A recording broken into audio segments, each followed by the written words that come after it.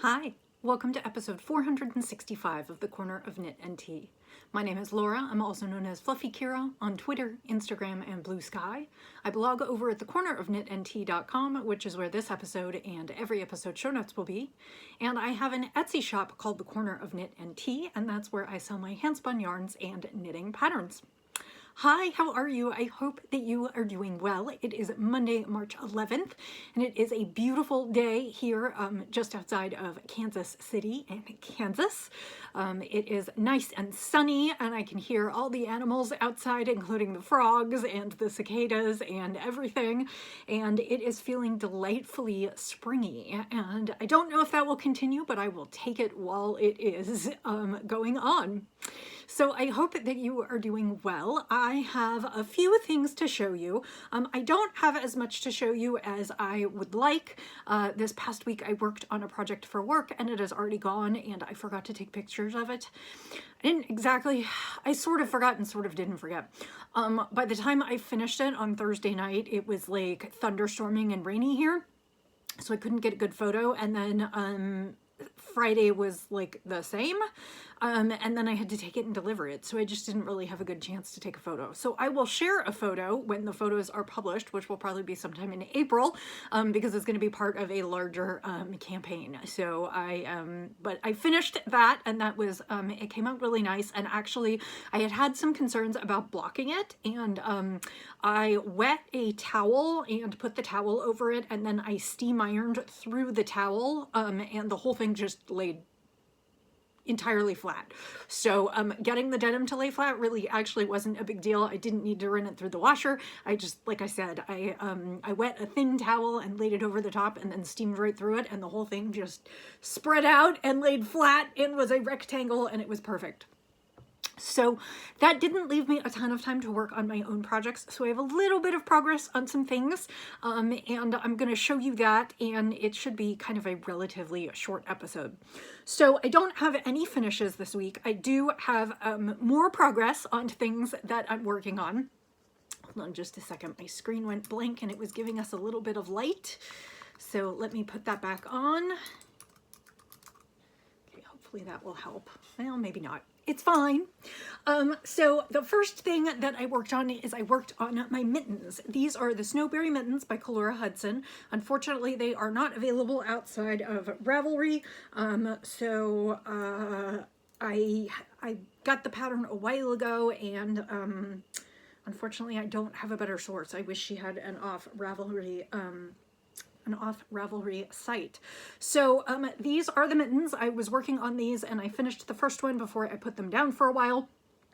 It's a fairly simple mitten. I'm holding 2 yarns doubled, and I will show you what they are in just a minute. And then it's got these fun baubles on there that I actually created with a crochet hook, and it's got some simple 1x1 cables just sort of for the stems, and then you've got the berries. And I am almost done with the second mitten. So I have already started to do the decreases for the top, but I am almost done. This is the mirror opposite of this one. So they will be kind of, they will definitely be a matched set, and then the only thing left to do once I finish the top of this, which I think I'll crank out in like one more knit night or a small knitting session, is just to get the thumbs done. So these should be done by next week. This was a nice pattern. I will say it is only written in one size. And my hands are pretty small and it fits my hands, so I would say small or women's medium. Otherwise, you're not going to find a huge size range. Now, what you could do is you could use a bulkier yarn and slightly larger needles if you wanted to make it a little bit bigger. And I think then you could just use the pattern as written and end up with a slightly larger gauge. So these are the 2 mittens. They're getting there. I'm working on them, and I am using leftovers from Stash to knit these up. This was Malabrigo Rios in Reflecting Pool, and this was left over from my niece Roxy's sweater. And then I have a little bit of this. This is a Surrey alpaca and silk lace, and it is from Apothecary Luxury Fibers. It's called her Halo Lace Base, and I think it's Botanical is the colorway. And I am just holding them together to create a nice, cozy set of mittens, and I had about 2/3 of this ball left over from my sorrel that I knit earlier, well, late last year, and so I had just enough left over to kind of do one more project in it. I'll probably still have little bits left over, and I'm not sure what I'll do with the absolute littlest bits, although actually I found another project that I could buy another skein of this and then maybe use it up. I don't know, to that way lies madness, right? Like use it up and then get another skein and then anyway, so those are my colors and those are my mittens, and I will be finishing those this week. They are definitely on the docket, and need to get them off the needles, but also then just put them away because while I'm sure we may still have some cold days, I'm not sure I'm going to need Surrey alpaca mittens for what's to come. I don't know. I guess we'll have to see. In terms of projects in process, I went back to a project that I have been showing you on and off for a while, and I knit a set of chicken feathers. I only did one. I didn't have so I didn't have to go back to get more stuff on Friday. They didn't have more yarn for me, so I had a weekend free from chickens, and I'll have this week free from chickens as well. So my guess is I will go back and work a little bit more. I hope to have a few more of these for next week, and you'll see more of those this month. That's another project that I want to finish in the next couple months, and so I'll be picking those up. I am making my own chicken at the City Girl Farm as a reward for working for them for a while, so I'm doing a lot of knitting of all these little feathers, and this one is not blocked, but I am probably, well, this brings me up to 18, and I need to have about 30 so we can see where we're at. My guess is it'll probably be closer to 40 when I'm done, so I'm almost halfway there. So that is that. The next project that I worked on was the blanket, and I brought it this week because it's one of the few things you can see progress on. I probably won't bring it back every week. I am knitting the Mosaic blanket from Purl Soho. It is available in 3 sizes, and I'm actually doing one that's a little bit bigger than the biggest size. I am knitting this for my niece and nephew. Well, my niece and her husband is really what I should say, nephew-in-law. They got married this past year, and I didn't have time to knit them a blanket before the wedding, so I am knitting them a blanket for their anniversary. The Mosaic blanket is exactly as it sounds, Mosaic, and you can see the pattern a lot better now that I have a couple repeats in. So this is what it looks like. It's got the diamonds, and I am doing it in 2 colors of Barocco Comfort. The black is licorice or licorice, and the red is beetroot, and I am using those 2 colors together in this pattern, and it's coming along swimmingly. This is 2.5 repeats, and so my hope is I'll get another couple done this week, but I am really, I'm enjoying this. It's easy to knit. I've been doing, so the full pattern repeat is 24 rows, and so I've been doing 12 rows at a time, which seems like a good amount that I can get done in an hour, hour and a half. So it's a good way to work through the pattern, and I'm really enjoying this. It's a pretty simple knit, and I really only have to pay attention to the chart for the odd rows where we're kind of setting up the pattern, because the even rows you basically knit the knits and slip the slips. So yeah, so I'm really enjoying this. I love the way it looks. I've always wanted to knit one of these. I'll probably be over it by the time the blanket project is over, but I am really enjoying working on it, and it's going to be my constant companion for quite a while because I would like to knit a decent sized blanket. I cast on 230, 240, and I hope to make it probably almost 6 feet, well, at least 60 inches, 5 feet, because I want it to be something they can snuggle under on the couch. So that's kind of my goal here. And then the final thing is that I sort of pseudo cast on for something new, which is within the realm of things that I wanted to do. I needed a project the other night for in front of the TV, and I wanted something that was super simple, but I kind of wanted to dig into something else, and so I started another set of mittens. As you know, I am knitting a lot of mittens for charity, and so I have a bunch of yarns that I am trying to use up. This is Zen Yarn Garden Nightshades, which the reason it's called Nightshades is because it is several plies, and one of the plies is black, and so the rest of it is dyed red. So my projects are, it's very funny because I feel like my projects are coordinating. For a while I was knitting like everything in pink, and now I'm knitting in red and black. This is the colorway Maple, And I have this and I have another full skein, and so I am going to knit a pair of mittens. I am doing a pattern, it's a free pattern, and it's a broken rib. It kind of looks very checkered or waffle, and I'll be able to show you more next week as I get into it. So far I have just done the cuff. So far I just have 1 by 1 ribbing, so it's not very much to see or very exciting, but I just needed something to kind of work on that was brainless the other night, and I knew that I was getting close to done on my mittens, but that has a chart, and the chart, I don't know. I was like, I need something super simple that I don't have to pay any attention to. And so I knit a mitten cuff, and now it will turn into mittens. So my plan is to definitely try and finish my mittens this week, and then maybe knock out the first of this set, because I do definitely want to knit a few more pairs of mittens this month. And then I have a whole bag of odds and ends and scraps in bright colors, and my plan is I am taking part in the Knit for Food knit-a-thon again this year. I've talked about this in the past.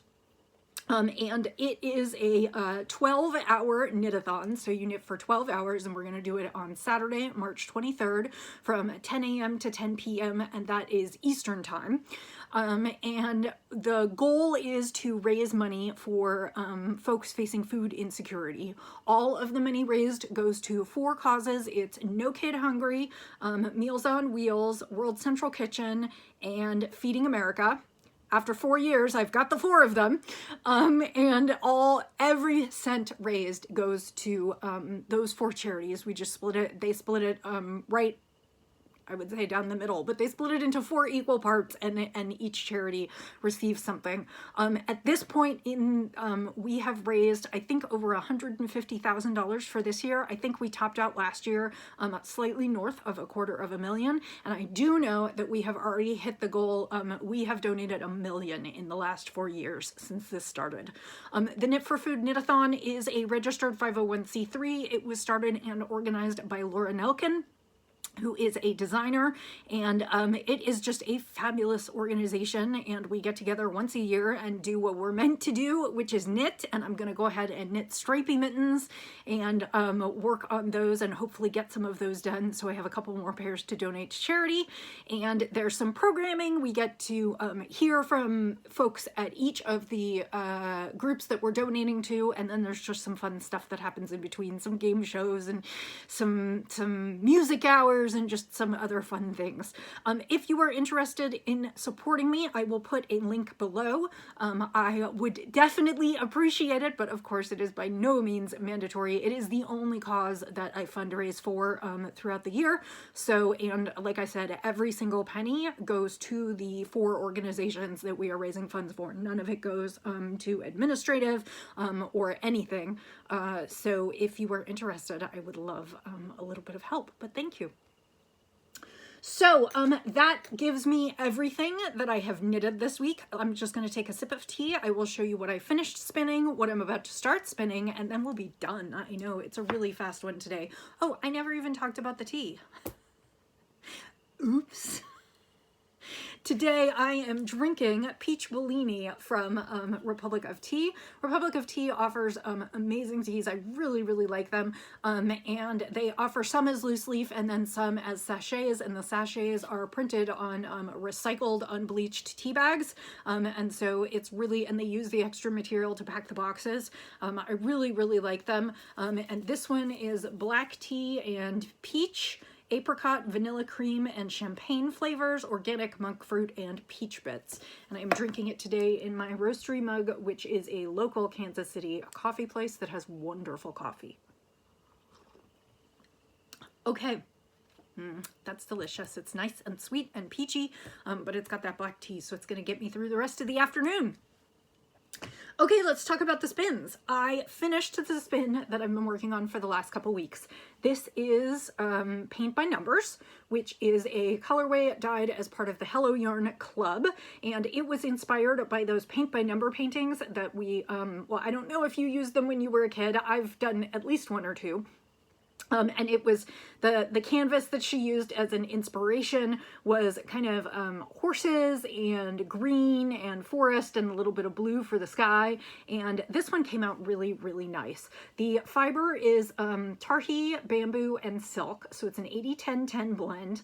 And so what that did is it's really super soft. The tarhi is a really soft kind of merino-like, and it might squoosh a little bit when I wash it. And then the bamboo kind of gives it some strength, and then it also gives it a little bit of luster and shine. And in some colorways, it makes it look a little bit ethereal. It's a little bit less here. Like sometimes they can make it look almost a little bit frosted. I don't really think I got a ton of that effect here, but a little bit. And then the silk also adds strength and shine. So I think this would be really, really great sock yarn, although I don't think the tarhi is superwash, so you would have to be careful when you washed it. But this is just it's a fun skein. I think it would be great for kids too. I mean, again, it's not superwash, but it's just bright greens and blues and browns, and I think it would be like just a really fun kid sweater. Anyway, so it has been, I applied it last night and then I wound it off. It has not been washed yet, but it is probably going to be right around 300 yards of probably a sport weight, if I had to guess. And I'm going to wash that and we'll get that in the shop later this week. I did put in 2 skeins of handspun late last week, so if I'm trying to remember which ones I put in, Magnolia, which was the one I was spinning by Melanated Boho Bay, and then I put in Trinkets from Hello Yarn, which was from several weeks ago. So those are up in the shop if you want to take a look at them, and that's on the Corner of Knit and Tea at Etsy. So that is that one, which brings me to another fiber. I decided to purchase something, a fiber from a dyer that was new to me, and so I'm going to spin my first fiber from Created by LCB. You know, I think somebody gave me, as a gift, some of her fiber. I feel like maybe this is definitely the first time I've purchased from her, but I think I might have spun something before. But it's Created by LCB, and I ordered a colorway called Enchantress, which is on Falkland Merino, and it said it's 20 micron wool, so it's really, really super soft. And these are the colors that I got. So it's kind of a charcoal gray to black. It's got a teal that like goes between like dark teal and kind of an almost minty. It's got some purple, it's got some pink, and then it's got just a couple little bits of white. There's one kind of towards the center here. I guess that's because it didn't quite get dyed there, but it's also got just a little bit of white over, I guess it's the ends. It looks like it's the ends that didn't quite take all the dye. So I may pull those off because I would rather have it all dyed, but that is what I'm looking at. So it's just a really fun, vibrantly colored braid. It's definitely my colors, and so I plan to spin this up this week, and this will ultimately be destined for the shop as well. So I don't know that I'll have it finished by the time we next speak, but I'm loving these colors. You can get me with gemstone colors any day of the week. So I hope that you're doing well. I'm sorry that it has been 2 short episodes. I'm hoping this week to dig into a lot more. I have some crafting I would really, really like to do. I have some crafting to do for work, but things that I can share with you. And then I also just have a variety of things I'd like to work on for myself. So hopefully I'll have some FOs next week along with a few other things to show you. And I also have some whips that I have put down that I'm planning on picking back up. For instance, after the mittens are done, I have a kind of springy, summery top that I started at the end of last summer or early fall. And then it got put away for other things, also because it wasn't seasonally appropriate. Like I wasn't going to be able to wear it right away. And I thought about that the other day and was like, oh, I put that down. I want to pick that back up. So I think that might be, after this pair of mittens, that might be my next thing that I pick up to kind of work on for myself. And then I'll also work on the charity mittens when March 23rd rolls around. So I hope that you are set up for a good week ahead. I hope that you have lots of crafty mojo, that the weather is lovely where you are. And I will say until I see you next time, happy knitting, happy spinning, happy sipping, and I'll see you next time. Bye.